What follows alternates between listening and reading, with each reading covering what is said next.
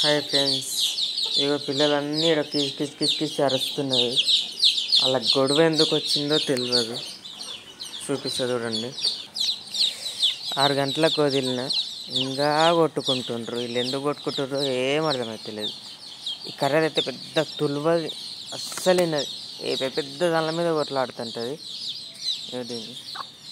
నడువు ఇంకా నడు అది పోతుంటే కూడా పోనిస్తలేదు. ఇది ఎందుకు కొడుకు ఊకే నడు నడు బాగా నడుస్తున్నాయి. పిల్లలు ఇదల్లా తిరుగుతున్నాయి.